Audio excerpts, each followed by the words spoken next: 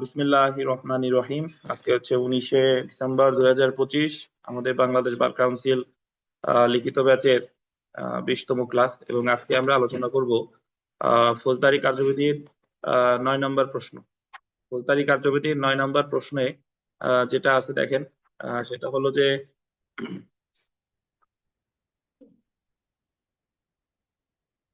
রথিন সাহেবের নেই, যেটা আছে সেটা দেখেন যে নারাজি আবেদন কি?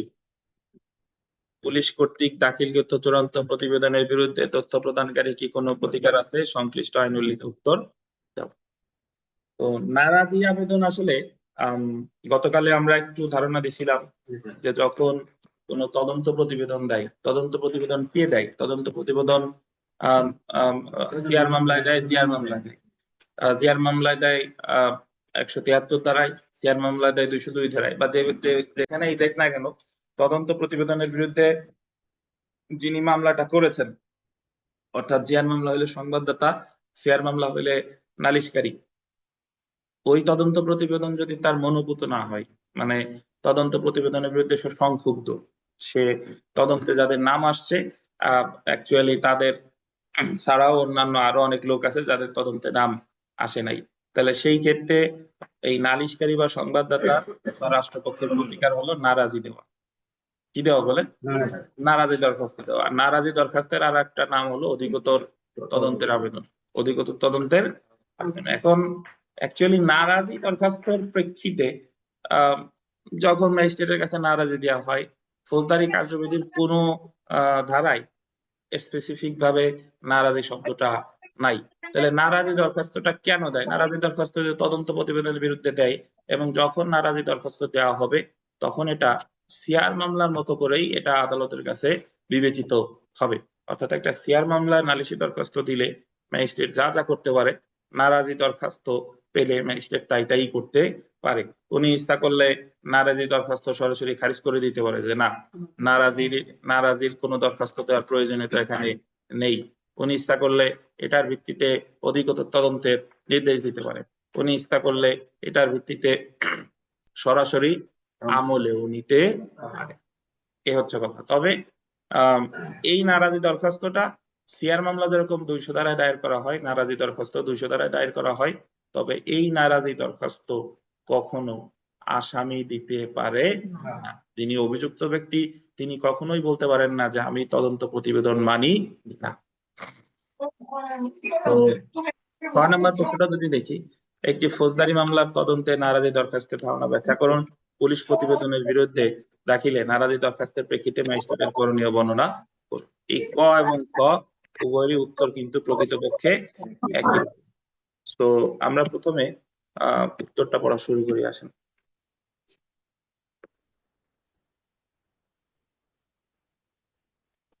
নারাজি আবেদন কি? এটা তো পড়লামই। দেখেন, নারাজি দরখাস্ত বা প্রোটেস্ট পিটিশন, নারাজি দরখাস্তরে ইংরেজিতে কি বলে?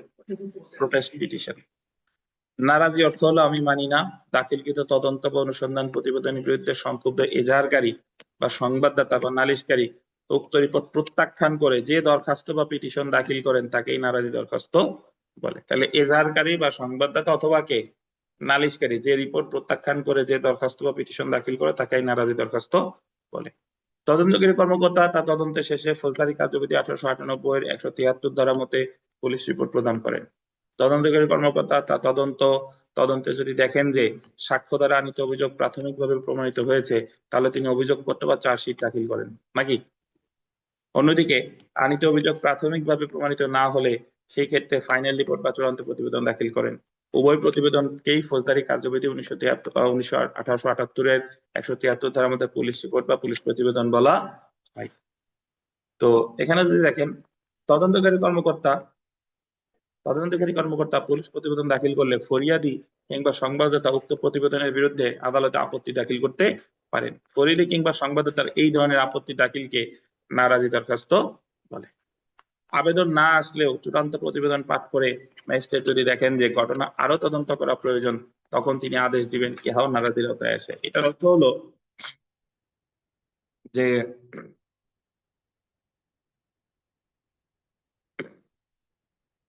ম্যাজিস্ট্রেট তো ওই মানে প্রতিবেদনের বিরুদ্ধে তো নারাজি দেওয়াই যায়।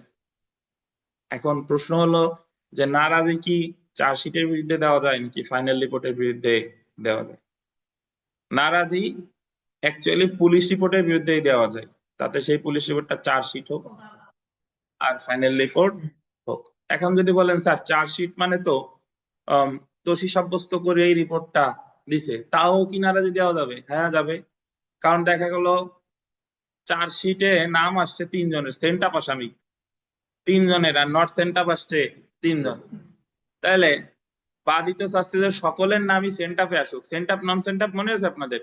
পুলিশ রিপোর্টের দুইটা ওই কলাম থাকে, একটা থাকে সেন্ট আপ, একটা হলো নন সেন্ট আপ। সেন্ট আপ মানে হলো তারা তাদের সম্পৃক্ততা আছে, তাদের বিচারের জন্য সুপারিশ করেছে, মানে তাদের বিরুদ্ধে চার্জশিট দিয়েছে।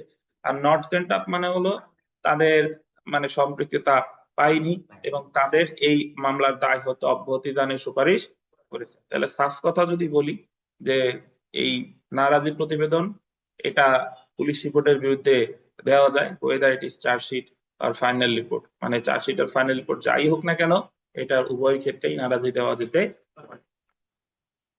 হয়তো দেওয়া যেতে পারে, কিন্তু এই জায়গাতে কথাটা কইছে না, ব্যারিস্টার যখন দেখেন যে ঘটনা আরো তদন্ত করা প্রয়োজন, তখন তিনি আদেশ দিবেন। এবং আবেদন না আসলেও আবেদন না আসলেও হুম মানে আমি অভিযোগকারী, আমি সংবাদদাতা, আমি কিছুই দেইনি, হুম কিন্তু ম্যাজিস্ট্রেট তার স্ব ইচ্ছায় স্বজ্ঞানে, হুম হ্যাঁ, হুম স্ব ইচ্ছায় স্বজ্ঞানেও সে ওই ফাইনাল রিপোর্ট বা ওই আপনার চার্জশিটের বিরুদ্ধে অ্যাকশন নিতে পারে। হ্যাঁ সে তো পারেই। এবং এখানে বলেছে যে কেউ আবেদন করে নাই, করে না, হ্যাঁ, কেউ আবেদন করে না। করে নাই। কেউ আবেদন না করলেও এটা নারাজি হতে, মানে উনি ম্যাজিস্ট্রেট যদি নিজে নিজে যদি আদেশ দেয়, নিজে আদেশ দিছে অধিকতর তদন্তে, নিজে আদেশ দিলেও এটা নারাজির অন্তর্ভুক্তই হবে।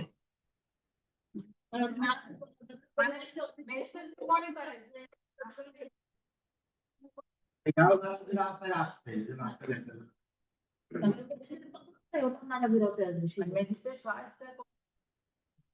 কাজ ফিরিয়ে আনার দায়িত্ব দেখেন যেটা।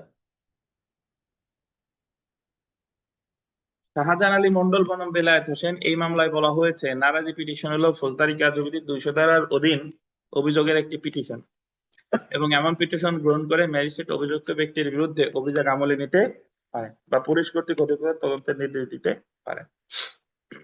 মানে এই মামলায় বলছে যে ফৌজদারি কার্যবিধির 200 ধারার অধীনে একটা পিটিশন, এমন পিটিশন গ্রহণ করে ম্যাজিস্ট্রেট অভিযুক্ত ব্যক্তির বিরুদ্ধে কি দিতে আমলে নিতে পারে অথবা কি অধিকতর তদন্তের নির্দেশ দিতে পারে।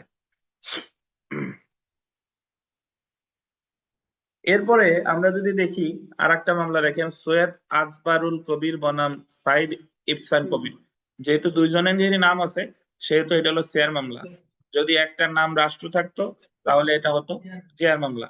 এই মামলায় বলা হয়েছে ম্যাজিস্ট্রেট ফাইনাল রিপোর্ট মেনে নিলে সংক্ষুব্ধ সংবাদদাতা নারাজি দরখাস্ত দায়ের করতে পারেন অথবা একই বিষয়ের উপর ভিত্তি করে নতুন নালিশি দরখাস্ত দাখিল করতে পারেন। নারাজি পিটিশনও এক ধরনের নালিশি দরখাস্ত, এরূপ দরখাস্ত নারাজি দরখাস্ত নামে পরিচিত। এখানে বিশেষভাবে উল্লেখ যে একজন অভিযুক্ত ব্যক্তি নারাজি দরখাস্ত দাখিল করতে পারে না, এটা আন্ডারলাইন করেন। দেখছেন একজন কি ব্যক্তি,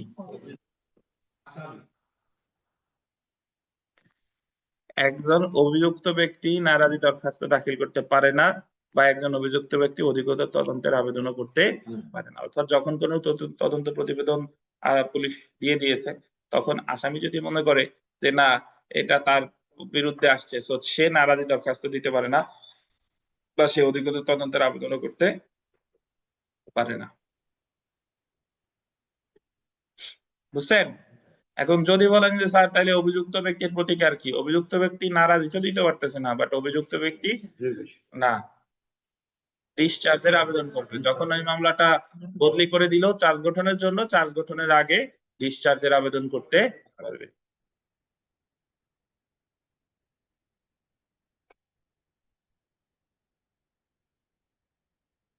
আমরা চলে আসি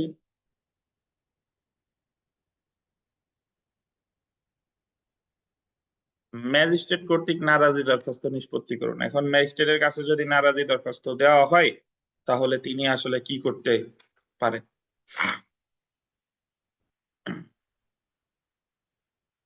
সিআর বা এফআইআর এর মামলার ক্ষেত্রে তদন্ত কর্মকর্তা তদন্ত প্রতিবেদন বা পুলিশ রিপোর্ট দাখিল করলে এজাহারকারী বা সংবাদদাতা উক্ত রিপোর্টের বিরুদ্ধে নারাজি দরখাস্ত দাখিল করতে পারেন।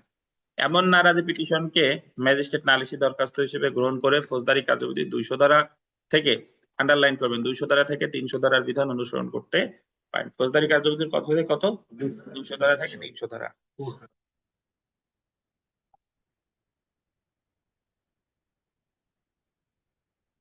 আছে, চোখ আছে? দেখেন, নারাজি পিটিশন 200 ধারার অধীনে একটি নতুন অভিযোগ এবং এমন নারাজি দরখাস্ত গ্রহণ করার পর আন্ডারলাইন করবেন 190 একের ক ধারায় উক্ত অভিযুক্ত ব্যক্তির বিরুদ্ধে অপরাধ আমলে নিতে পারেন বা পুলিশ কর্তৃক অধিকতর তদন্তে নির্দেশ দিতে পারেন বা 203 ধারায় খারিজও করতে পারেন। অ্যাকচুয়ালি 200 থেকে 203 ধারার বিধান অনুসরণ করবেন। আমরা এখনো সিআর মামলার বিস্তারিত পড়ি নাই, আগে একবার পড়ছি। বাট 200 ধারায় আছে হলো জবানবন্দি গ্রহণ, 201 হচ্ছে নালিশ ফেরত দিতে পারে, 202 এ তদন্ত বা অনুসন্ধান, 203 এ হলো খারিজ। আর আমলেও নিতে পারে। আর আমলে নেওয়া মানে হলো 190 ধারায় আমলে নেওয়া মানে হলো 204 ধারায় সমন অথবা ওয়ারেন্ট দেওয়া। তো যে কোনো কিছু ম্যাজিস্ট্রেট করতে পারে, তিনি কোনোটাই কিন্তু করতে বাধ্য নন। এরপরে যদি আমরা দেখি নারাজি দরখাস্ত নিষ্পত্তিকরণ সম্পর্কে উচ্চ আদালতের সিদ্ধান্ত।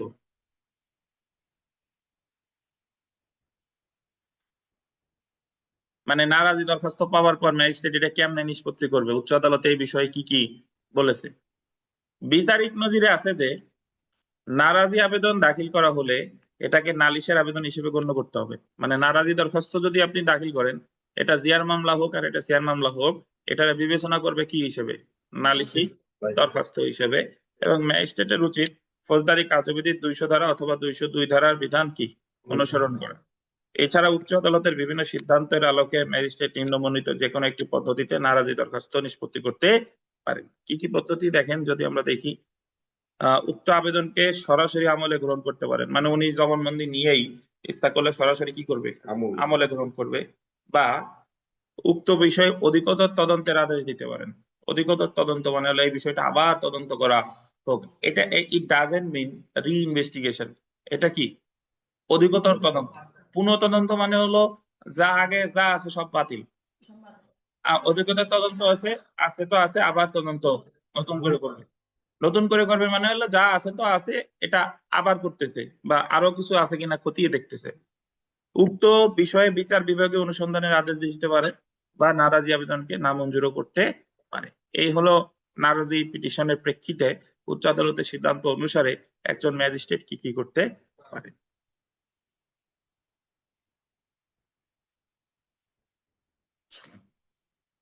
এরপরে যদি আমরা দেখি, পুলিশ তদন্তের পর ফাইনাল রিপোর্ট দিলে এবং অভিযোগকারী উহার বিরুদ্ধে নারাজি আবেদন করলে ম্যাজিস্ট্রেট ওই আবেদনকে নালিশের আবেদন হিসেবে বিবেচনা করতে পারেন এবং অভিযোগকারীকে ফৌজদারি কার্যবিধি 200 ধারার অধীন শপথ শপথ হবে দেন শপথ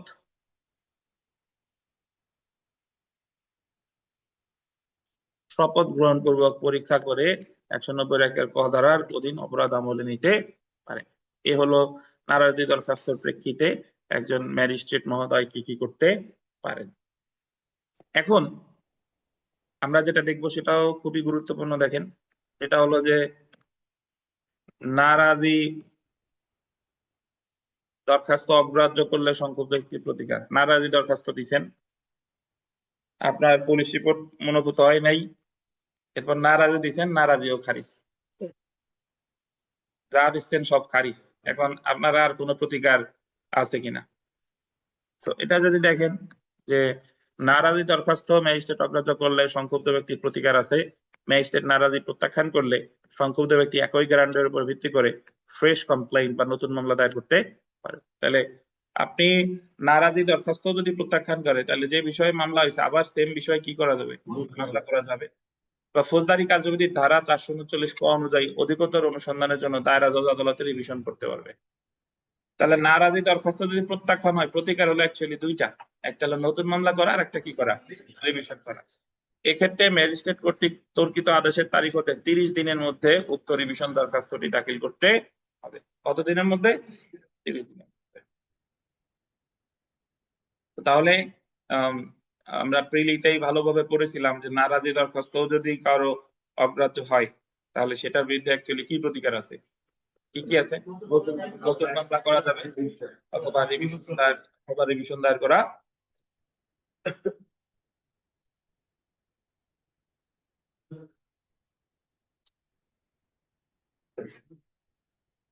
আপনি বলেন রিভিশনে নামঞ্জুর হলে কি হবে?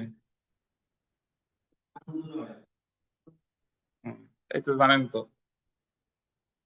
তারপরেও যদি না মঞ্জুর হয়, উচ্চ আদালত উচ্চ আদালত না মঞ্জুর হইলে আইসে ভাঙচুর করবেন। দেখেন, আগুন দেবেন অফিসে, গতকাল যেমন দিছে। দেখেন,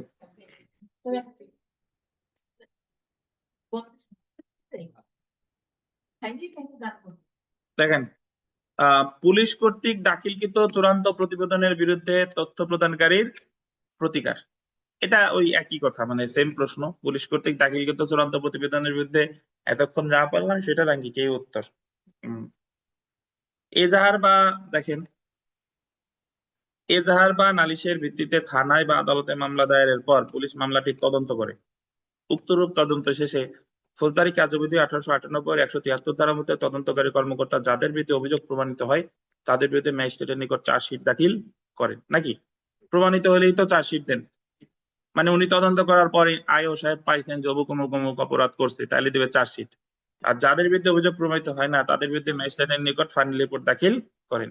অভিযোগকারী যদি মনে করেন যে সঠিক তদন্ত না করে ফাইনাল রিপোর্ট দেওয়া হয়েছে কিংবা তদন্তে পক্ষপাতিত্ব করা হয়েছে এবং চূড়ান্ত রিপোর্ট দেওয়া হয়েছে, তাহলে অভিযোগকারী বা তথ্য প্রদানকারী উক্ত ফাইনাল রিপোর্টের বিরুদ্ধে ম্যাজিস্ট্রেট বরাবর আপত্তি দাখিল করতে পারেন। এরূপ দরখাস্ত নারাজি পিটিশন বা দরখাস্ত বলে। এটা তো আমরা জানি। সুতরাং আইনের বিধান অনুযায়ী বলা যায় পুলিশ কর্তৃক দাখিলকৃত চূড়ান্ত প্রতিবেদনের বিরুদ্ধে তথ্য প্রদানকারী নারাজি পিটিশন দিতে পারে।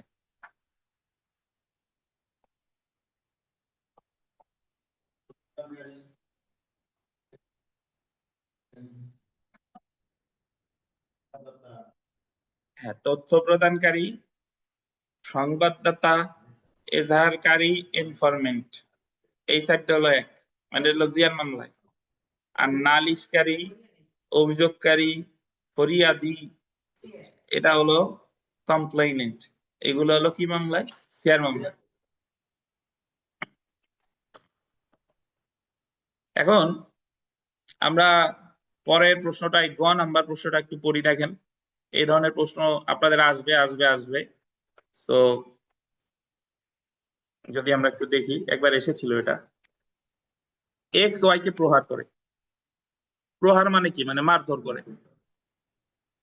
এতে ওয়াই প্রচন্ড ক্রোধান্বিত হন। এই মার খাওয়ার পরে ওয়াই কি হয়েছে? রাগ হয়েছে। জেড ওয়াই এর ক্রোধের সুযোগ নিয়ে ওয়াই কর্তৃক এক্স কে হত্যার অভিপ্রায়ে ওয়াই এর হাতে একটা ছুরি তুলে দেন। এদিকে জেড একজন ব্যক্তি, সে বলছে ওয়াই রে, আরে বেটা তুই খালি মায়ের খাবি, এই যে নে ছুরি নে, ছুরি নে মায়ের নিজে যে মার খাইছি সেটার প্রতিবাদ কর। কিন্তু এক্স কিন্তু জেড রে কিছু বলে নাই। ওই ছুরির সাহায্যে 3/11/2023 তারিখ সকাল 9টায় সদর থানাধীন রসুলপুর বাজারে এক্স কে হত্যা করে এবং ওই ছুরি নিয়ে এক্স রে কি করছে? হত্যা করছে। এই ঘটনায় পুলিশ ওয়াই ও জেড কে অভিযুক্ত করে দ্য পেনাল কোড 1860-এর 109, 34, 323, 326 ধারায় প্রতিবেদন দাখিল করে। এবং এই ঘটনায় পুলিশ হত্যা মামলায় তো 302 থাকার কথা, কিন্তু পুলিশ তদন্ত প্রতিবেদনে ধারা দিচ্ছে 109। 109 আসলে অ্যাবেটমেন্ট, মানে প্ররোচনা। 34 হলো কমন ইন্টেনশন। 323 হলো ভলেন্টারি কজিং হার্ট, মানে স্বেচ্ছায় আঘাত করা। 326 হলো voluntary causing grievous heart with deadly weapon, মারাত্মক অস্ত্রের সাথে গুরুতর আঘাত করা। এইগুলো দিছে, কিন্তু কোথাও 302 নাই।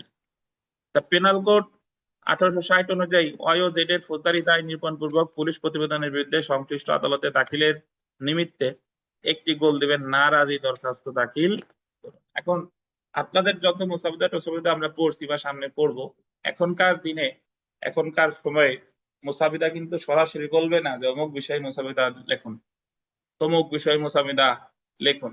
বললে আপনারা ভাগ্যবান, বাট না বললে এই ধরনের ফ্যাক্ট দিয়ে দিবে। ফ্যাক্ট দেখার পরে আপনাকে মুসাবিদার পক্ষ লিখতে হবে। তো মুসাবিদায় চলে আসেন আমরা। মুসাবিদা মোটামুটি এতদিন যা জানছি সেইভাবেই, যে মাননীয় জুডিশিয়াল ম্যাজিস্ট্রেট আদালত চট্টগ্রাম, সূত্র লিখতে হবে। আগে তো সবার আগে অ্যাড্রেস করতে হবে, মানে লিখতে হবে আদালতের নাম। আদালতের নামের পরে হচ্ছে সূত্র, সদর রসুলপুর থানা মামলা নং এত। এখন এই মামলা নাম্বারটা আপনি আপনার ইচ্ছা মতো দিবেন, যেহেতু প্রশ্নে কোনো মামলা নাম্বারের কথা বলা হয় নাই, এটা আপনি আপনার ইচ্ছা মতো দিবেন। তবে প্রশ্নে যদি কোনো সাল থাকে সেই সালের সাথে সামঞ্জস্য করে সাল মানে মামলা নাম্বারটা দিবেন। তারপরে দেখেন জিয়ার মামলা নাম্বার এত। এখন আপনি যদি মনে করেন যে রসুলপুর থানার মামলা নাম্বার না লিখে সূত্র সরাসরি জিয়ার মামলা দিবেন, কোনো সমস্যা নাই। কারণ একটা মামলা যদি বলেন যে স্যার থানার মামলা নাম্বারও দিলাম জিয়ার মামলা নাম্বার দিলাম কেন, মামলা একই, কিন্তু যখন থানায় এজাহার হয় তখন একটা নাম্বার পড়ে, ওটার বলে থানার মামলা নাম্বার।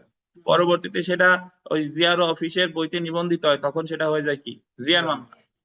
এই কারণে সূত্রে দুইটা মামলার নাম্বারই কি লিখছে।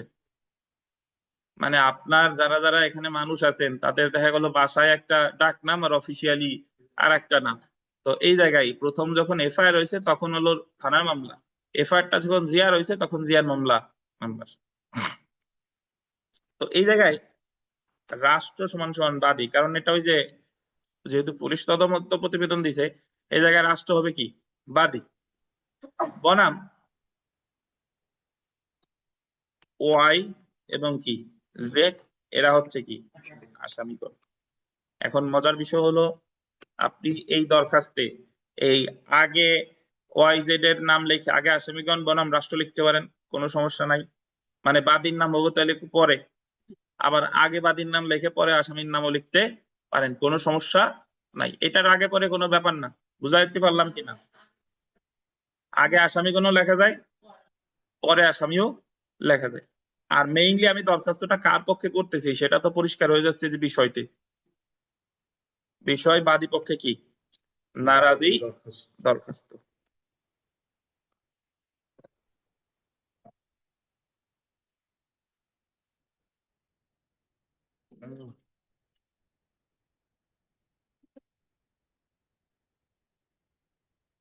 ভাই জিয়ার মামলার যে কোনো দরখাস্তে লিখতে হবে কি রাষ্ট্র। আর এখানে যদি আপনি সংবাদদাতা লিখতেই চান, এই জায়গা কি আমাদের মূল ফ্যাক্টে সংবাদদাতার কিছু লেখছে? সংবাদদাতা লেখেনি। আর যদি আপনি লিখতেই চান লিখবেন যে আরিফ সমান সমান সংবাদদাতা, তারপরে লিখবেন পক্ষে ডট ডট কি রাষ্ট্র। বুঝতে পারছেন? তা খালি খালি আমার আন এটা করার দরকার কি? এই জায়গা আমি জিয়ার মামলার দরখাস্ত সরাসরি রাষ্ট্র কি বাদী। এখন দেখেন আপনার দাদা বুঝতে পারেন, আপনার তো মনে হয়। আচ্ছা দেখেন, তো বাদী পক্ষে বিনীত নিবেদন এই যে, বা রাষ্ট্রপক্ষে বিনীত নিবেদন এই যে, অত্র মামলার পুলিশ প্রতিবেদন পর্যালোচনার জন্য দিন ধার্য আছে। যদি বলেন স্যার পুলিশ প্রতিবেদন পর্যালোচনা কি, কোর্টে যারা যান তারা জানবেন, যখন পুলিশ ধরেন ওই তদন্ত করার পরে পুলিশ রিপোর্ট দিছে, ওয়েদার চার্জশিট আর ফাইনাল রিপোর্ট যাই দেখ না কেন, ওটা কিন্তু সাথে সাথে ম্যাজিস্ট্রেট ডিসিশন নেয় না, মানে একসেপ্ট বা না প্রত্যাখ্যান সাথে সাথে করে না। আগে ওইটা পর্যালোচনার জন্য কি রাখে, 2-1 তারিখ রাখে, যে ওই সময় কি কোনো দরখাস্ত টরখাস্ত দেয় কিনা সেটা। এটা দেখেন, এটারে বলে পর্যালোচনার জন্য রাখছে। 2 নাম্বার, সূত্রোক্ত মামলায় পুলিশ তদন্ত প্রতিবেদনের আসামিদ্বয় এক্স এবং ওয়াই কে দ্য পেনাল কোডে, আসামিদ্বয় এক্স এবং ওয়াই না, কি হবে ওয়াই আর জেড, ওয়াই এবং জেড কে দ্য পেনাল কোড 1860-এর 109, 34, 323, 326 অভিযুক্ত করা হয়। উক্ত প্রতিবেদন কি সঠিক নয়। তো আসামিদ্বয়ের নাম এক্স এবং ওয়াই না, আসামিদ্বয়ের নাম কি ওয়াই জেড। প্রকৃতপক্ষে সূত্রোক্ত মামলায় 1 নং আসামি ওয়াই কে প্রথমে ভিকটিম এক্স প্রহার করে, ঠিক আছে। এরূপ প্রহারের ফলে ওয়াই প্রচন্ড ক্রোধান্বিত হন। ক্রোধান্বিত মানে কি রাগ হলো। জেড এর ছুরি দিয়া ওয়াই ঘটনার দিন এক্স কে বাজারে কি করে হত্যা করে। এখানে ওয়াই দা পেনাল কোডের 300 ধারার অধীনে প্রথম ব্যতিক্রমের আওতাধীন এবং উক্ত ব্যতিক্রমের ভাষ্য অনুযায়ী প্রভোকেশন দ্বারা প্রভোক হয়ে ওয়াই এরূপ অপরাধ সংগঠন করেছে, ফলে তা culpable homicide not amounting to murder বলে বিবেচিত হবে, অর্থাৎ ওয়াই 304 ধারায় অপরাধ সংগঠিত করেছে। আপনি এভাবে ব্যাখ্যা না করে আপনি এভাবে বলতে পারেন যে যে ঘটনার দিন ওয়াই জেড এর প্ররোচনায় এক্স কে হত্যা করেছে। তো যেহেতু সে নিজের ইচ্ছায় হত্যা করে নাই, জেড তারে প্ররোচনা দিছে, তাই গুরুতর এবং আকর্ষিত উত্তেজিত হয়ে কাজটা করেছে, তাই ওয়াই এখানে নিন্দনীয় হত্যা করেছে বলে কি হবে? গণ্য হবে। এবং নিন্দনীয় হত্যার জন্য ধারা আসবে কত? 304। বুঝছেন? এখন এই জায়গায় আমি 302 কেন আনলাম না? যদি বলেন যে না 302 কেন আনলাম না, না ওটাও না, এটা ওই প্রশ্নতে লিখছে এই কারণে আনি নেই, বাট অ্যাকচুয়ালি এই জায়গা 302ও আনা যায়। আমি বলতে পারি যে ওনার যে যেহেতু তারা দুইজনে সে প্ররোচিত করে এই কাজটা করছে, মানে আপনি ইচ্ছা করলে এই দরখাস্তে নর্মালি বাস্তবে যদি এই দরখাস্ত উকিল সাহেবরা লিখতাম, তাইলে এই জায়গা কোনোদিনও 304 আসতো না, লেখতো কত? 302। 302, কারণ এটা তারা পরিকল্পনা করে কাজটা করছে। কিন্তু অ্যাকচুয়ালি আসবে 304, কারণ ওই যে রাগের বশবর্তী হইয়া করছে, এ কারণে আসবে কত? 304। কিন্তু বাস্তবে যখন চাওয়া হয় তখন চাওয়া হয় কোনটা? সর্বোচ্চ যেটা থাকে সেটাই চাওয়া হয়। আচ্ছা, এখন দেখেন, তো আপনার ওই যে আপনারা যারা যে প্রভোকেশন প্রভোক এগুলা লেখার প্রয়োজন নাই, জাস্ট লিখবেন যে গুরুতর এবং আকস্মিক উত্তেজিত হয়ে কাজটা করেছে, তাই দণ্ডবিধি 300 ধারার প্রথম ব্যতিক্রম অনুসারে এটা নিন্দনীয় হত্যা হিসেবে গণ্য হবে। অপরদিকে দেখেন, জেড ওয়াই এর ক্রোধের সুযোগ নাই, জেড সুযোগ পেয়ে ওয়াই কে ছুরি প্রদান করে এবং এখানে ড্যাশ কর্তৃক জেড কে হত্যার অভিপ্রায় প্রতীয়মান হয়। এখানে লিখবেন যে জেড কর্তৃক এক্স কে হত্যার, একটু ঠিক করতে হবে এই জায়গায়, এখানে এই যে এই জায়গায় আমি দেখাই, এখানে জেড কর্তৃক এক্স কে, এখানের পরে হবে জেড কর্তৃকের পরে হবে এক্স।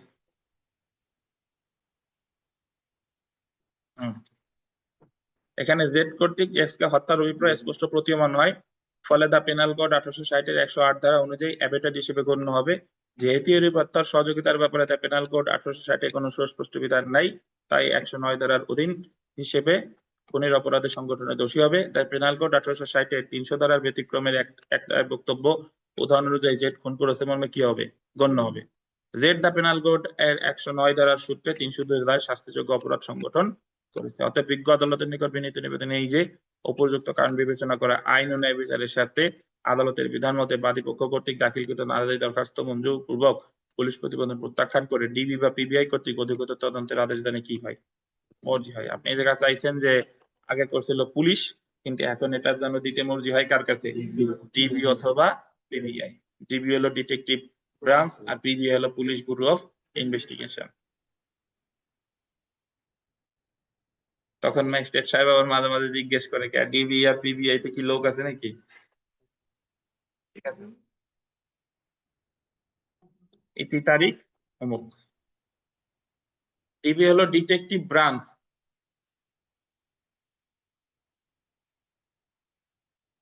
এখন নারাজি দরখাস্ত কি বুঝছেন? আমি যদি আপনাদের নারাজি দরখাস্তটা লিখতে দেই, পারবেন?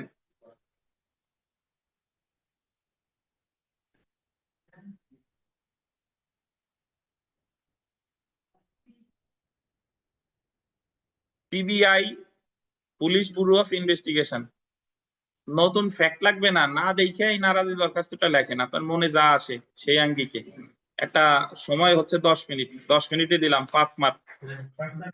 হ্যাঁ, মুসাবিদা, নারাজি দরখাস্তের মুসাবিদারে লিখে দেখেন, মানে এই যে 9টা 10 থেকে মাথায় যা আসে এটাও লিখতে পারেন বা অন্য কিছু লিখতে পারেন, আপনার মর্জি। বাট অনলাইনে যারা আছেন তারাও লিখে দেখান, নারাজি দরখাস্তের একটা ফরম্যাট লিখে দেখান, একটা মুসাবিদা লিখে দেখান।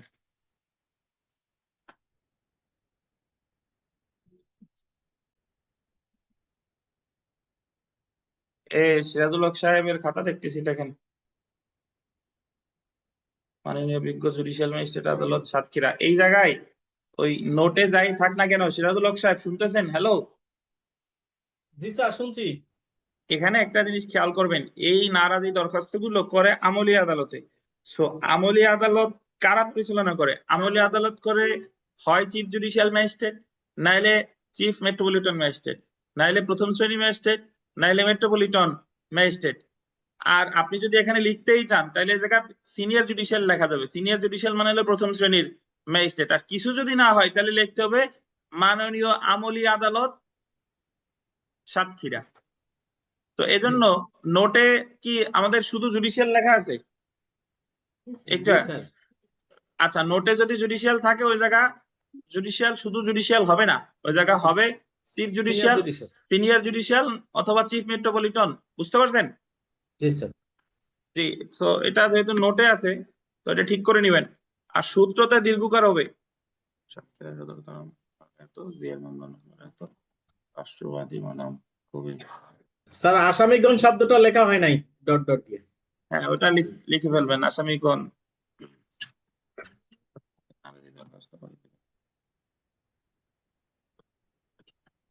আসামি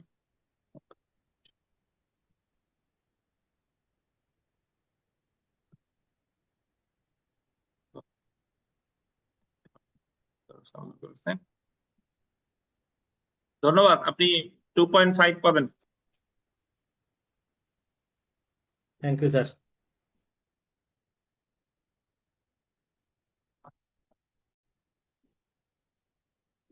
আচ্ছা, তপন বিশ্বাস, বিজ্ঞ জুডিশিয়াল ম্যাজিস্ট্রেট আদালত মাদারীপুর। এই জায়গা ওই যে আমি যে বললাম জুডিশিয়াল কেটে সিনিয়র জুডিশিয়াল বা চিফ জুডিশিয়াল লিখে দিবেন।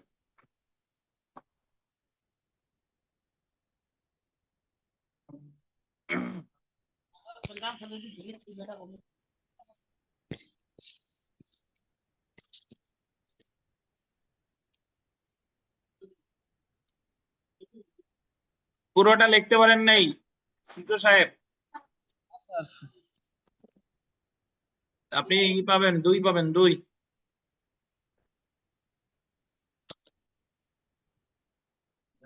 ক্লাসে যদি থেকে থাকেন আপনার খাতা দেখা যাচ্ছে, দেখেন এই জায়গা কি ভুল আছে দেখেন।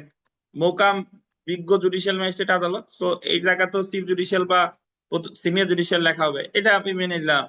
মামলা নাম্বার একেবারে বাম সাইডে লিখলেন, এভাবে হবে না ভাই। এটার এই এই যে যে লাইনটা লিখছেন এটার মাঝ বরাবর লিখবেন সূত্র মামলা নাম্বার এত, তারপর এই মামলা নম্বরের এই সোজাসুজি লিখবেন রাষ্ট্রবাদী বনাম ইউনুস আলী গং। সো আপনি মামলা নম্বর লিখছেন একেবারে বামে, এটা লিখছেন ডাইনে, আবার বিষয় লিখছেন মাঝামাঝি। এই জায়গা যত যা লিখছেন শুধু বিষয় লেখাটা হয়েছে, এই সব লেখাটা হবে বিষয় সিরিয়ালে।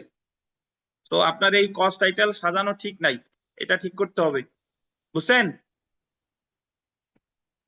মাহমুদ সাহেব? জি স্যার, কিন্তু স্যার আমাদের এইদিকে এইভাবেই লেখে মামলাগুলো। আপনাদের এইদিকে এইভাবে লেখে? আমার একটা ছবি দিয়েন তো। ঠিক আছে স্যার। ঠিক আছে, জি।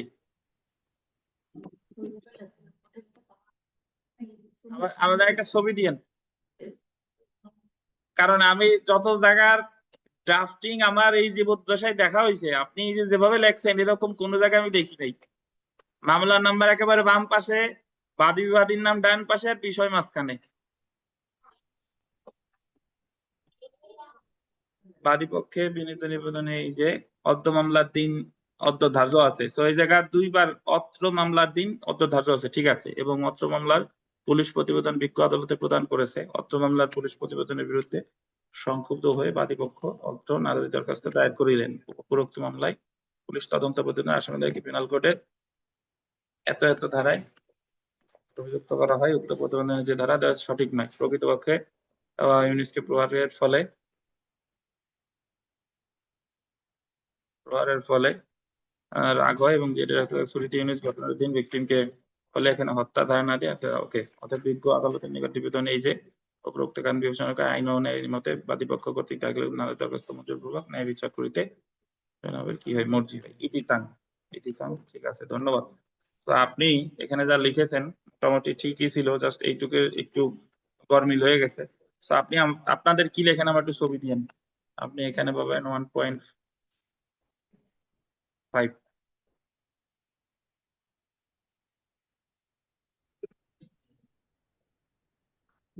আলী আরাফাত প্লাবন সাহেব, মাননীয় জুডিশিয়াল ম্যাজিস্ট্রেট আদালত, আদালতের নামটা ঠিক করে নিয়েন।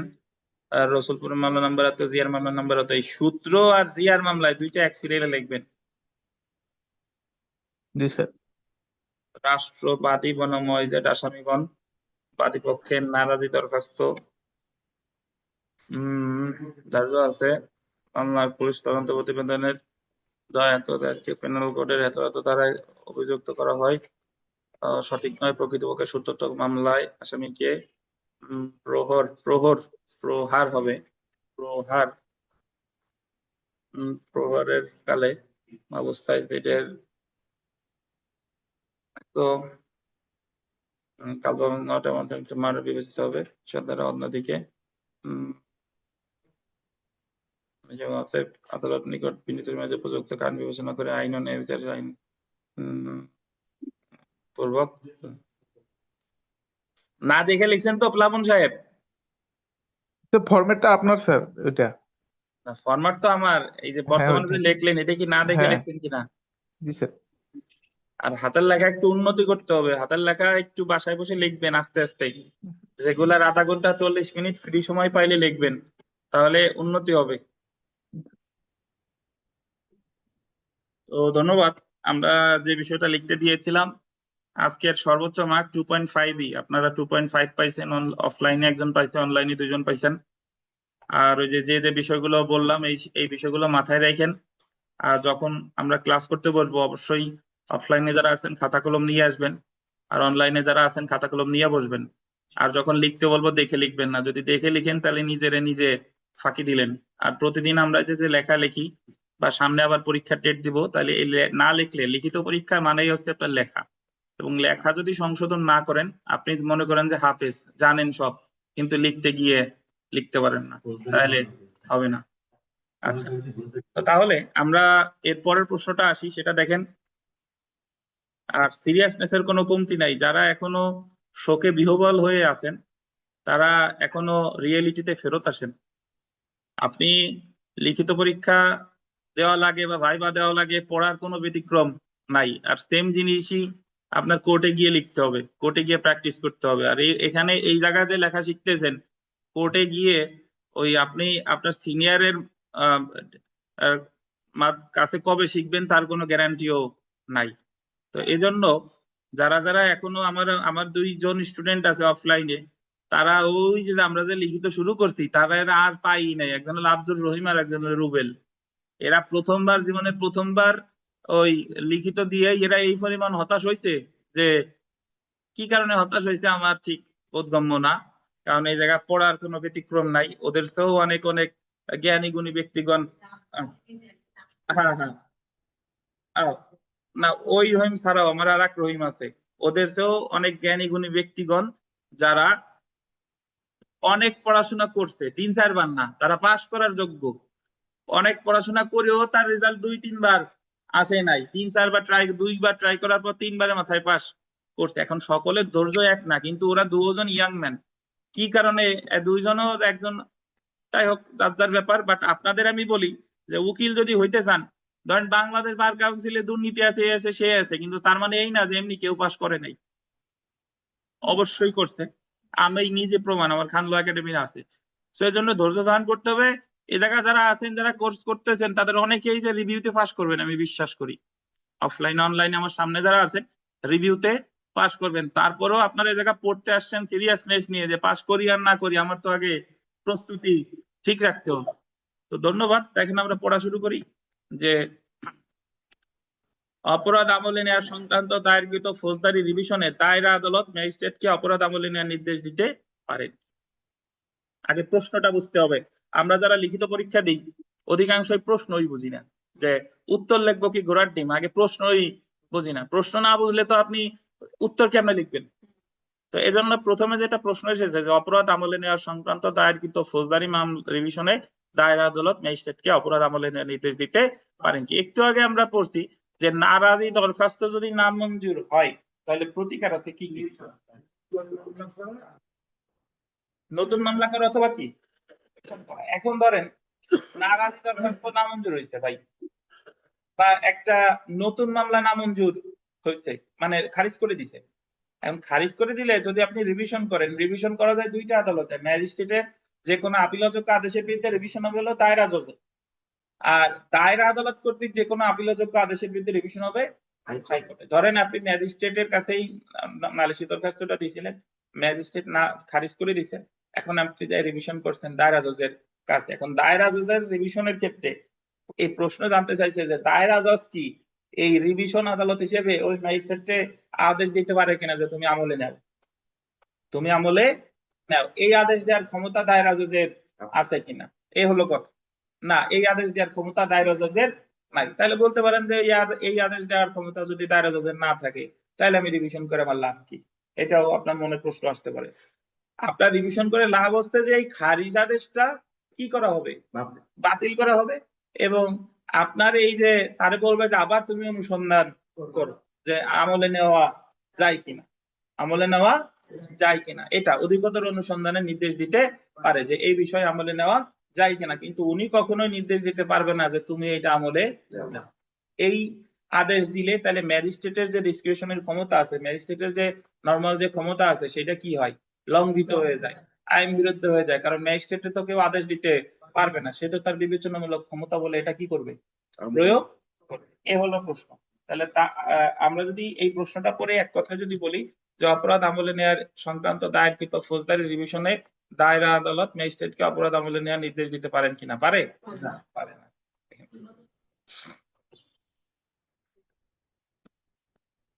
ম্যাজিস্ট্রেটকে অপরাধ আমলে নেওয়ার নির্দেশ দেওয়ার ক্ষমতা, নির্দেশ দেওয়ার এখতিয়ার দায়রা আদালতের নাই। রিভিশন ক্ষমতা প্রয়োগে দায়রা আদালত ম্যাজিস্ট্রেটকে অপরাধ আমলে নেওয়ার নির্দেশ দিতে পারে না।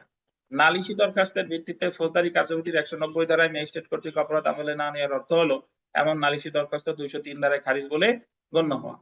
রিভিশন ক্ষমতা প্রয়োগ করে দায়রা জজ বা হাইকোর্ট বিভাগ ন্যায় বিচারের স্বার্থে 436 ধারায় এমন খারিজ নালিশ বিষয়ে অধিকতর নির্দেশ দিতে পারে। অধিকতর কিসের? অনুসন্ধানের নির্দেশ দিতে পারে। কিন্তু দায়রা জজ রিভিশন ক্ষমতা প্রয়োগ করলে এমন নালিশের বিরুদ্ধে নালিশের ভিত্তিতে অপরাধ আমলে নিতে বা বিচারের জন্য মামলাটি দায়রা জজের নিকট প্রেরণ করতে ম্যাজিস্ট্রেটকে নির্দেশ দিতে পারে না।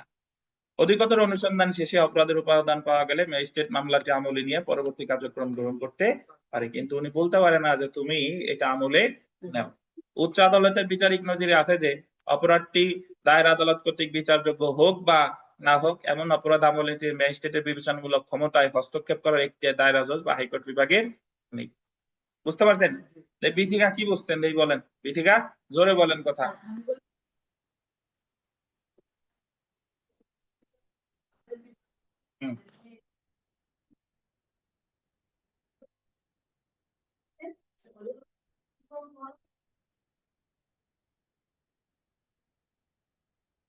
অনুসন্ধান, অধিকতর অনুসন্ধান, নট তদন্ত, অধিকতর কি অনুসন্ধান।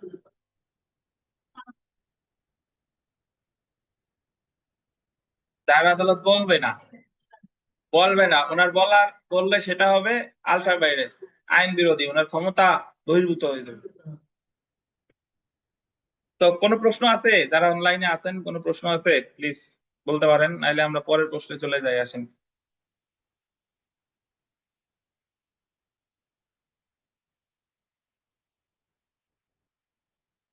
উপস্থিতি কম, অনলাইনেও মাত্র 6 জন 7 জন 8 জন আছে।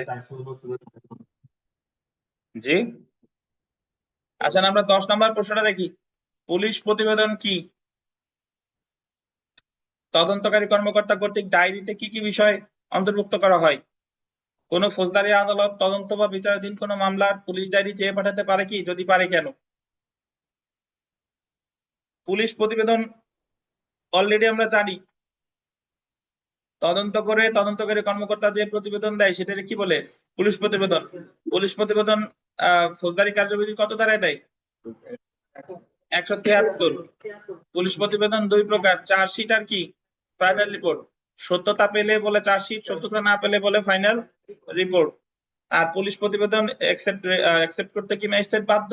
না, বাধ্য না, উনি অনেকগুলো আদেশ দিতে পারে। তো পুলিশ প্রতিবেদন কি এটা আমরা এই জায়গায় পড়বো না, এটা আমরা অলরেডি জানি। এখন যেটা পড়বো যে তদন্তকারী কর্মকর্তা কর্তৃক ডায়েরিতে কি কি বিষয় লিপিবদ্ধ করা হয় এটা দেখবো। দেখেন পুলিশ ডায়েরি অর্থ, আগে এখানে চলে আসি।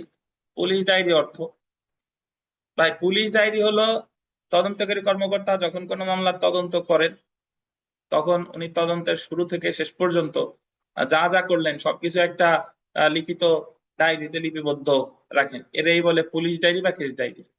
কেস ডায়েরিও যা, পুলিশ ডায়েরিও তাই।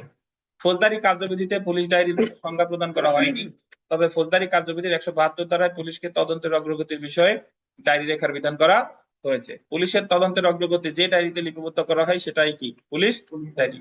ফৌজদারি কার্যবিধি 172 ধারায় বলা হয়েছে তদন্তকারী প্রত্যেক পুলিশ কর্মকর্তা কখন সংবাদটি তার নিকট পৌঁছালো, কখন সংবাদটি তার কাছে কি পৌঁছালো, কখন তিনি বিষয়টি তদন্ত কি শুরু করেছিল এবং শেষ করেছিল, যে স্থান বা স্থানগুলো পরিদর্শন করেছিল এবং তার তদন্তের মাধ্যমে নির্ধারণ করা পরিস্থিতি একটি বিবৃতি দিয়ে প্রতিদিন তার তদন্তের অগ্রগতি একটি ডায়েরি বা দিনলিপিতে লিখবেন। মানে মোটামুটি প্রতিদিন যা যা হয়েছে এই সবগুলো তিনি একটা কি ডায়েরিতে লিখবেন। সুতরাং ফৌজদারি কার্যবিধির 172 ধারায় তদন্তকারী পুলিশ কর্মকর্তা তার তদন্তের অগ্রগতি যে ডায়েরিতে লেখে তাকেই কি বলে পুলিশ ডায়েরি। এখন আমরা চলে আসি যে সকল বিষয় পুলিশ ডায়েরিতে অন্তর্ভুক্ত করতে হয়। একটা পুলিশ ডায়েরিতে কি কি বিষয় অন্তর্ভুক্ত করে। আর পুলিশ ডায়েরি সম্পর্কে অলরেডি আমরা ওই যে তদন্তের সময় একটা ধারণা পাইছিলাম, পুলিশ ডায়েরি আছে কত ধারায়, 172 ধারায়। যে সকল বিষয় পুলিশ ডায়েরিতে অন্তর্ভুক্ত করতে হবে তা ফৌজদারি কার্যবিধির 172 ধারায় আলোচনা করা হয়েছে। 172 ধারা অনুযায়ী তদন্তকারী পুলিশ অফিসার প্রতিদিন ডায়েরিতে নিম্নলিখিত বিষয়গুলো অন্তর্ভুক্ত করবে। কি কি দেখেন, তদন্তের অগ্রগতি, তদন্ত তথ্য প্রাপ্তির সময়, মানে তদন্ত অগ্রগতি কতটুকু অগ্রগতি হলো, তথ্য প্রাপ্তির কি সময়, তদন্ত শুরু ও শেষ, কখন তদন্ত শুরু হলো কখন তদন্ত শেষ হলো, যে সকল স্থান বা স্থানগুলো তিনি পরিদর্শন করেছেন, মানে কোন কোন স্থান তিনি গেছিলেন পরিদর্শন, তার তদন্তের মাধ্যমে যে অবস্থা সম্পর্কে তিনি নিশ্চিত হয়েছে সেই সম্পর্কে একটি কি বিবৃতি, এগুলা পুলিশ ডায়েরিতে কি থাকবে ইত্যাদি। এখন প্রশ্ন আসছে যে অভিযুক্ত কর্তৃক পুলিশ ডায়েরি তলব, তিনি আসামি, তিনি কি পুলিশ ডায়েরি দেখার অধিকারী হবে কিনা। একটা জিনিস মনে রাখবেন, আসামি 161 দেখতে পারে, 164 দেখতে পারে, কিন্তু পুলিশ ডায়েরি দেখার ক্ষমতা আসামির নাই। এবং আদালতে যদি আবেদনও করে যে ধরনের আমি পুলিশ ডায়েরিটা দেখতে চাই, আদালত কি আবেদন মঞ্জুর করবে না, আবেদন মঞ্জুর করবে না। তো তদন্তকারী কর্মকর্তার নিকট হতে পুলিশ ডায়েরি তলবের জন্য একজন আসামি বা তার প্রতিনিধি আদালতে কোনো আবেদন করতে পারে না, বা আদালত এমন ডায়েরি তলব করেছে শুধুমাত্র এই কারণে আসামি উক্ত ডায়েরি দেখার কি অধিকারী হবে না। পুলিশ ডায়েরি পুলিশ তার স্থিতি পুনর্জীবিত করার জন্য ব্যবহার করলে এমন পুলিশ কর্মকর্তা পরস্পর বিরোধী বক্তব্য নির্ধারণের উদ্দেশ্যে যদি পুলিশ ডায়েরি ব্যবহার করে সেক্ষেত্রে সাক্ষ্য আইনের 161, 165 বিধান প্রযোজ্য হবে।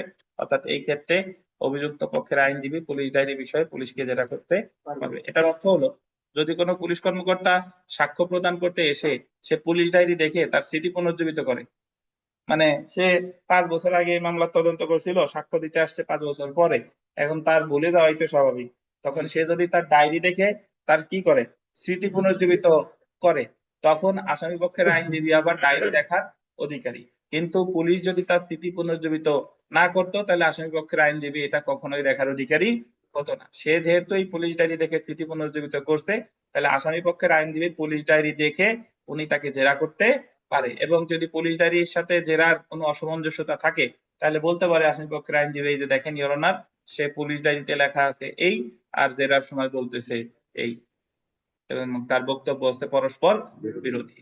তাহলে বিথিকা বলেন তো পুলিশ ডায়েরি কি আসামি দেখতে পারবে? আসামি পক্ষের আইনজীবী পারবে কখন?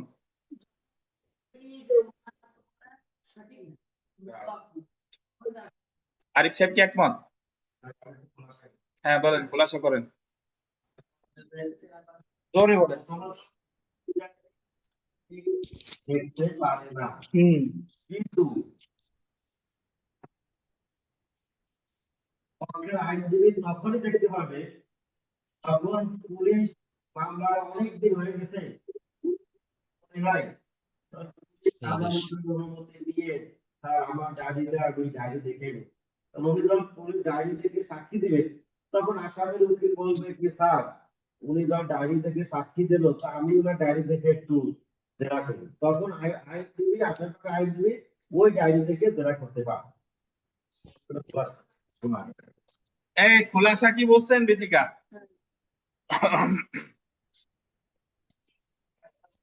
আচ্ছা এখন দেখেন যে ফৌজদারি আদালত স্যার আমার একটা প্রশ্ন আছে স্যার। হ্যাঁ বলেন বলেন। স্যার 161 সাথে 145 ধারার বিধান প্রযোজ্য হবে কেন স্যার? 145 ধারা তো জরুরি ক্ষেত্রে অস্থায়ী আদেশ। স্থাবর সম্পদের আপনি স্যার 145 এই ধারা। জায়গায় 145 আর 161 কিন্তু ফৌজদারি কার্যবিধি না। এই 161 145 হলো সাক্ষ্য আইনের। দেখেন ও জি স্যার। আপনি যেটা বলতেছেন সেটা হলো ফৌজদারির, আপনি জি যে স্যার। জরুরি ক্ষেত্রে যে আদেশ বলতেছেন এটা হলো ফৌজদারির কথা বলতেছেন, বুঝছেন? আচ্ছা স্যার, জি স্যার, বুঝছি স্যার, জি। বুঝছি স্যার। তো এখন যদি দেখেন যে ফৌজদারি আদালত কর্তৃক পুলিশ ডায়েরি তলব, ফৌজদারি আদালত তার নিকট বিচারাধীন মামলার পুলিশ ডায়েরি চেয়ে পাঠাতে পারে। ফৌজদারি কার্যবিধির 172 ধারায় বলা হয়েছে যে কোনো ফৌজদারি আদালত উক্ত আদালতে অনুসন্ধান বা বিচারাধীন কোনো মামলার পুলিশ ডায়েরি চেয়ে পাঠাতে পারে। এই ডায়েরি সাক্ষ্য হিসেবে নয়, বরং উক্ত মামলার অনুসন্ধান বা বিচারের সহায়ক হিসেবে চেয়ে পাঠাতে পারে। অর্থাৎ ফৌজদারি আদালত পুলিশ ডায়েরি চেয়ে পাঠাতে পারে, বাট তিনি এটা সাক্ষ্য হিসেবে ব্যবহার করার অধিকারী না, অনুসন্ধান বা বিচারের সহায়ক হিসেবে ব্যবহার করতে পারে। এই হচ্ছে আপনার পুলিশ ডায়েরি তলব। সালাম মল্লিক বনাম রাষ্ট্র, সালাম মল্লিক বনাম রাষ্ট্র DLR 329 মামলা বলা হয়েছে পুলিশ ডায়েরি পুলিশ প্রবিধান মতো একটি গোপনীয় দলিল। একটা কি দলিল? গোপনীয় দলিল। ফৌজদারি কার্যবিধি 1898 172 ধারার অধীন আদালত কেস ডায়েরি সাক্ষ্য হিসেবে ব্যবহার করার অধিকারী না, কিন্তু অনুসন্ধান বা বিচারের সহায়ক হিসেবে ব্যবহার করতে পারে। বলতে পারে যে অনুসন্ধান বা বিচারের সহায়ক হিসেবে এটা ব্যবহার করতে।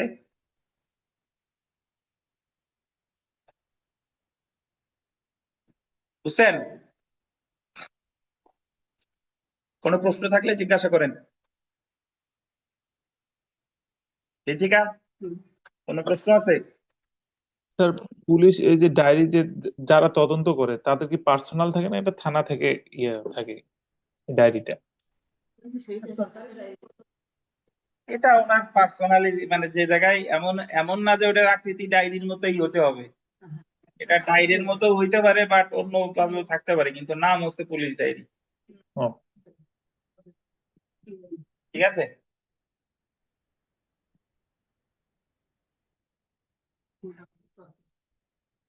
আমাদের একটু 2 মিনিটের বিরতি, আমরা আমাদের এখনো শেষ না, এরপর আমরা 10-এর খ পড়বো। আমরা শুরু করি 10-এর খ। ফৌজদারি আদালতের এখতিয়ার বা অনুসন্ধান ও বিচারের স্থান সম্পর্কে আলোচনা করুন। কি কি বলেন? ফৌজদারি আদালতের এখতিয়ার বা অনুসন্ধান বা বিচারের স্থান, মানে একটা ফৌজদারি মামলা কোথায় হবে? অপরাধ হয়েছে এক জায়গায়, হত্যাকাণ্ড হয়েছে এক জায়গায়, আঘাত করছে এক জায়গায়, মারা গেছে আর এক জায়গায়, মামলাটা কোথায় হবে? তো ফৌজদারি কার্যবিধির আন্ডারলাইন করবেন 177 থেকে 189 পর্যন্ত অনুসন্ধান বা বিচারের স্থান সম্পর্কে আলোচনা করা হয়েছে। কত থেকে কত? 177 থেকে 189 পর্যন্ত। অর্থাৎ কোন অপরাধের বিচার বা অনুসন্ধান কোন স্থানের আদালতে হবে তা নির্ধারণের পদ্ধতি এই সকল ধারাগুলোতে আলোচনা করা হয়েছে। তো প্রথমে আমরা চলে আসি বিচার বা অনুসন্ধানের সাধারণ স্থান। 177 ধারায় বলা হয়েছে যে আদালতের এখতিয়ারাধীন স্থানীয় সীমার মধ্যে অপরাধটি সংঘটিত হয়েছে সেই আদালতে মামলাটির বিচার হবে। খুব সহজ এবং কথা, সেটা হলো যে যে আদালতের স্থানীয় সীমার মধ্যে অপরাধটি সংঘটিত হয়েছে, অর্থাৎ অপরাধ যদি সংঘটিত হয় ঢাকাতে তাহলে বিচারও হবে ঢাকাতে, অপরাধ যদি সংঘটিত হয় শরীয়তপুরে বিচারও শরীয়তপুরে। উদাহরণ যদি দেখেন, ক খকে ঢাকায় খুন করে, 177 ধারার বিধান অনুসারে ক এর বিচার হবে কোথায়? ঢাকার ফৌজদারি আদালতে। বুঝতে পেরেছেন? তাহলে অপরাধ যে জায়গা, বিচার সেই জায়গা। কত ধারা? 177 ধারা। এরপরে আমরা বিভিন্ন দায়রা আদালতে বিভিন্ন দায়রা বিভাগে মামলা বিচারের আদেশ দেওয়ার ক্ষমতা। 178 ধারার বিধান অনুসারে ক ফৌজদারি আদালতের এখতিয়ারের মধ্যে সংঘটিত অপরাধের বিচার করার নির্দেশ দিলে এক ফৌজদারি আদালতের এখতিয়ারের মধ্যে সংঘটিত অপরাধের বিচার সরকার নির্দেশ দিলে অন্য ফৌজদারি আদালতে অনুষ্ঠিত হতে। এটুকু ব্যাখ্যা শুনেন। নর্মালি 177-এ আমরা শিখলাম কি, যে অপরাধ যে জায়গায় বিচার সেই জায়গায়, কিন্তু যদি কোনো কারণে দেখা যাচ্ছে যে ওই বিচারটা ওই জায়গায় করা যাচ্ছে না, ধরেন একটা হত্যাকাণ্ড হয়েছে, এমন একটা হত্যাকাণ্ড যে আসামি পক্ষের আইনজীবী আসামি পক্ষে কেউ অ্যাডভোকেসি করতেই পারতেছে না, আসামি পক্ষের অ্যাডভোকেসি করতে গেলে মারধরের সম্মুখীন বা তার ঘর বাড়ি পুরাইয়া দেওয়া হচ্ছে, জীবনের সম্মুখীন, তাহলে সরকার নির্দেশ দিলে এখন আসামি পক্ষের আইনজীবী অবশ্যই একজন নিয়োগ হবে, যদি আপনি যতই করেন না কেন, এটা তার সাংবিধানিক অধিকার। তো দেখা গেল যে ঢাকায় তার বিচার করা যাচ্ছে না, তখন নির্দেশ দিতে পারে এই অপরাধের বিচার হবে কুমিল্লা। ঠিক আছে, বাট নির্দেশ দিবে কে? সরকার। এই যে দেখেন যে ক খকে ঢাকাতে খুন করে 177 ধারা বিধান অনুসারে খয়ের খুনের জন্য ক এর বিচার কোথাতে হবে? ঢাকাতে হবে। কিন্তু কোনো কারণে যদি ঢাকাতে ক এর বিচার না করা যায় তবে সরকার নির্দেশ দিলে অন্য যে কোনো আদালতে খকে হত্যার জন্য ক এর কি করা যাবে? বিচার করা যাবে। আমরা চলে আসি পরেরটা, দেখেন এটা ইম্পর্টেন্ট। এখান থেকে পুরো একটা প্রশ্ন আসতে পারে বা প্রবলেমেটিক প্রশ্ন আসতে পারে। যেখানে অপরাধটি সংঘটিত হয়েছে বা যেখানে হবে, যে কোনো হয়ে গেছে, যেখানে পরিণাম দেখা দিয়েছে, যেখানে অপরাধ সংঘটিত হয়েছে অথবা কি যেখানে পরিণাম দেখা দিয়েছে। 179 ধারায় বলা হয়েছে অপরাধ যে আদালতের এখতিয়ার স্থানীয় সীমার মধ্যে সংঘটিত হয় সেই আদালতে অথবা যে আদালতের এখতিয়ার স্থানীয় সীমার মধ্যে অপরাধের পরিণাম দেখা দিয়েছে সেই আদালতে উক্ত অপরাধের অনুসন্ধান বা বিচার করা যাবে। মানে অপরাধ যেখানে হয়েছে সেখানে বা পরিণাম বা ফলাফল দেখা দিয়েছে যেখানে সেখানে হতে পারে। ধরেন একজন ব্যক্তিরে গুরুতর আহত করা হয়েছে গোপালগঞ্জে, এখন তাকে ঢাকা মেডিকেল কলেজে চিকিৎসারত অবস্থায় ঢাকা মেডিকেল কলেজ হসপিটালে সে মারা গেল, তাহলে অপরাধটা হয়েছে গোপালগঞ্জে, পরিণাম বা ফলাফল দেখা দিছে কোথায়? ঢাকাতে। তাহলে মামলা গোপালগঞ্জেও হতে পারে, ঢাকাতেও হতে পারে। দুই জায়গায় হবে না, হবে কোথায়? যে কোনো এক জায়গায়। উদাহরণ দুইটা ভালোভাবে মনে রাখবো আমরা। দেখেন উদাহরণ তিনটা আছে, এই জায়গা তিনটাই ভিভিআই, সরাসরি এখান থেকেও প্রশ্ন আসতে পারে। ক খকে খুলনায় গুরুতর জখম করে, খ ঢাকা মেডিকেল কলেজে চিকিৎসারত অবস্থায় মারা যায়। জখম করছে কোথায়? খুলনায়। মারা গেছে কোথায়? ঢাকা মেডিকেল কলেজে। ক এর বিচার খুলনা অথবা ঢাকাতে হতে পারে। কত ধারার বিধান অনুসারে? 179। উদাহরণ 2 দেখেন, গ নামক আদালতের স্থানীয় সীমার মধ্যে ক কে জখমের ভয় দেখানো হলো। যখন গোপালগঞ্জে তার ভয় দেখানো হয়েছে গ নামক আদালতের। এইভাবে গ নামক আদালতের স্থানীয় সীমার মধ্যে যে ব্যক্তি তাকে ভয় রেখেছিল তাকে সম্পত্তি অর্পণের জন্য প্ররোচিত করলো। ধরেন গোপালগঞ্জে ভয় দেখাইছে আর ঢাকায় গিয়ে তার সম্পত্তি ছিল, সম্পত্তি ঢাকা থেকে নিছে। ভয় দেখাইছে গোপালগঞ্জে আর সম্পত্তি নিছে কোথা থেকে? ঢাকা থেকে। এই ক্ষেত্রে চাঁদাবাজির যে মামলা, বলপূর্বক গ্রহণের অপরাধের বিচার বা অনুসন্ধান করা যেতে পারে গোপালগঞ্জ অথবা ঢাকা নামক আদালতে। জায়গা ঘ সমান সমান আমরা দোষ দিই ঢাকা। তাহলে আপনারে ভয় রাখছে, ভয় দেখাইছে গোপালগঞ্জে, কিন্তু আপনার একটা গোডাউন আছে ঢাকা, ঢাকা থেকে মালামাল নিছে, তাহলে মামলা গোপালগঞ্জেও হতে পারে, মামলা কোথায়? ঢাকাতেও হতে পারে। আমরা চলে আসি উদাহরণ 3। এটা খুবই গুরুত্বপূর্ণ, মনে রাখবেন। আরিফ চুয়াডাঙ্গা নামক আদালতের স্থানীয় সীমার মধ্যে জখম প্রাপ্ত হয়। মানে আরিফ সাহেব তাকে জখম করা হয়েছে কোথায়? চুয়াডাঙ্গায়। জখমের 10 দিন আরিফ ওয়াই নামক আদালতের স্থানীয় সীমার মধ্যে অবস্থান করে। এটা আমরা মেহেরপুর ধরি, ওয়াই সমান সমান কি? মেহেরপুর। তাহলে সে আঘাত পাইছে কোথায়? চুয়াডাঙ্গায়। আর মেহেরপুর নামক আদালতের স্থানীয় সীমার মধ্যে অবস্থান করে আঘাতপ্রাপ্ত প্রথম 10 দিন। পরবর্তী 10 দিনের অধিক সময় জেড নামক আদালতের সীমার মধ্যে, জেডে আমরা যশোর ধরি, জেড নামক আদালতে যশোরে বসবাস করে। তাহলে আঘাত পাইছে চুয়াডাঙ্গা, প্রথম 10 দিন ছিল মেহেরপুর, পরবর্তী 10 দিন কোথায়? যশোর। এবং ওয়াইওজেড নামক আদালতের স্থানীয় সীমার মধ্যে, ওয়াইওজেড মানে মেহেরপুর ও যশোরের নামক আদালতের সীমানার মধ্যে তার স্বাভাবিক কার্যক্রম করতে ব্যর্থ হয়। এই যে 10 দিন মেহেরপুর এবং যশোরে ছিল, সে তার স্বাভাবিক কাজকর্ম করতে কি হয়েছে? ব্যর্থ হয়েছে। আরিফকে গুরুতর জখম করার অপরাধের অনুসন্ধান ও বিচার হতে পারে যে জায়গায় আঘাত করছে চুয়াডাঙ্গা হতে পারে, যে জায়গায় 10 দিন ছিল মেহেরপুর হতে পারে, অথবা যশোরেও হতে পারে। এই 3 জায়গার যে কোনো এক জায়গায় হতে পারে। কত ধারার বিধান অনুসারে? 179। 179। তাহলে অপরাধ যেখানে হয়েছে, পরিণাম বা ফলাফল যেখানে দেখা দিয়েছে, এই 2 জায়গার যে কোনো 2 জায়গা কেন 5 জায়গাও হতে পারে, 10 জায়গাও হতে পারে। এই সকল জায়গার যে কোনো এক জায়গায় বিচার হতে পারে। বুঝছেন? এরপরে আমরা চলে আসি চুরি, অপরাধজনক সম্পত্তি আত্মসাৎ ইত্যাদি অপরাধের বিচার। ফৌজদারি কার্যবিধির এই সবগুলো বলছে 181-তে। আপনার 181 দ্বারা সাবসেকশন মনে না রাখলেও হবে, জাস্ট 181 মনে রাখলেই হবে। 181 ধারায় অপরাধজনক আত্মসাৎ এবং বিশ্বাসভঙ্গের যে কোনো অপরাধের বিচার বা অনুসন্ধান হতে পারে যে আদালতের স্থানীয় অধিক্ষেত্রের সীমার মধ্যে অভিযুক্ত ব্যক্তি সংশ্লিষ্ট সম্পত্তির কোনো অংশ গ্রহণ করেছে বা সংশ্লিষ্ট সম্পত্তির কোনো অংশ রেখেছে বা অপরাধটি সংগঠন করেছে। আগে আমার বুঝতে হবে আত্মসাৎ কেমনে করে। আত্মসাৎ করে হচ্ছে, ধরেন আপনি একজনের একটা হারানো জিনিস পেয়ে আর জীবনে তাকে খোঁজার চেষ্টা করেন না, এটা হলো আত্মসাৎ। আপনি একজনের কাছ থেকে একটা জিনিস ধার নিয়ে, ধরেন একজনের কাছ থেকে একটা মোটরসাইকেল ধার নিয়ে ওই মোটরসাইকেলটা আপনি আর জীবনে ফেরত দেন নাই, তাহলে ধান নিছেন গোপালগঞ্জ থেকে, কিন্তু মোটরসাইকেলটা আছে ঢাকা। দুই জায়গার যে কোনো এক জায়গায় মামলা হতে পারে। আর বিশ্বাসভঙ্গ হলো যে কারো সাথে আপনার একটা বিশ্বাসের সম্পর্ক ছিল বা চুক্তিগত সম্পর্ক ছিল, যেমন সরকারি কর্মকর্তা হতে পারে, কোনো চাকরিজীবী হতে পারে। তো দেখা গেল সে ওই বিশ্বাসে ভরে সম্পর্কের সূত্রে সে ওই অফিসের বা ওই লোকের কোনো জিনিসপত্র আত্মসাৎ করছে। ধরেন একজন ব্যক্তি চাকরি করে ঢাকার অফিসে, কিন্তু বসুন্ধরা অফিসে চাকরি করে, ধরেন বসুন্ধরাতে চাকরি করে ঢাকা, কিন্তু বসুন্ধরার বিভিন্ন মালামাল আছে বিভিন্ন বাংলাদেশের বিভিন্ন জায়গায় গোডাউন থেকে, ওই মালামাল সে আত্মসাৎ করছে। তো সে মেইনলি আত্মসাৎ খাতা কলমে করছে ঢাকাতে, কিন্তু জিনিসপত্র নিছে চট্টগ্রাম থেকে, এবং যে জিনিসপত্রগুলো আত্মসাৎ করছে সেই জিনিসপত্রগুলো আবার রাখছে কুমিল্লায়। তাহলে মূল খাতা কলমে আত্মসাৎ করছে ঢাকা, ফিজিক্যালি জিনিসপত্র নিছে চট্টগ্রাম থেকে, আর সেই জিনিসপত্রগুলো রেখেছে কোথায়? কুমিল্লা। তাহলে এই তিন জায়গার যে কোনো এক জায়গায় মামলা হতে পারে। 181 ধারা অনুসারে চুরির অপরাধ বা চুরির অপরাধ বা চোরাই মাল দখল সম্পর্কিত অপরাধের বিচার হবে যেখানে অপরাধ সংঘটিত হয়েছে বা যেখানে চোরাই মাল কি রেখেছে। অর্থাৎ চুরি যেখানে হয়েছে আর চোরাই মাল যেখানে কি রেখেছে। চুরি যেখানে হয়েছে আর চোরাই মাল যেখানে রেখেছে, তাহলে চুরি করছে ঢাকার ফার্ম গেটের ওভার ব্রিজে, আর মোবাইলটা পাওয়া গেছে কক্সবাজারে, তাহলে মামলা দুই জায়গার যে কোনো এক জায়গায় হতে পারে।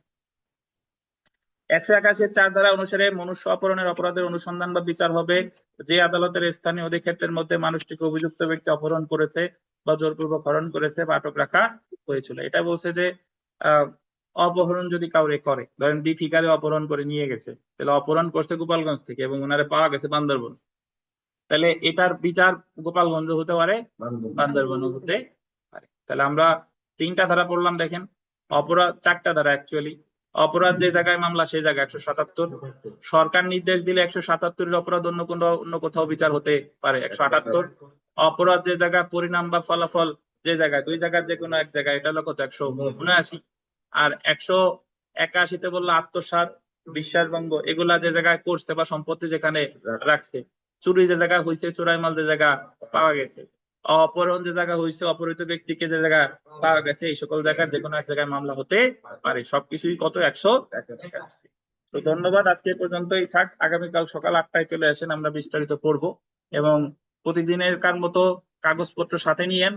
এবং আমরা আবার একটা বড় পরীক্ষার সিলেবাস দিয়ে দিব, যে মুখ তারিখে পরীক্ষা, বাট আগামীকাল অ্যানাউন্সমেন্ট দিব। আপাতত আগামীকাল আমরা এই 10 নম্বর প্রশ্ন আবার পড়বো। যথাসময়ে চলে আসেন। ধন্যবাদ, আজকে এই পর্যন্তই। আল্লাহ হাফেজ।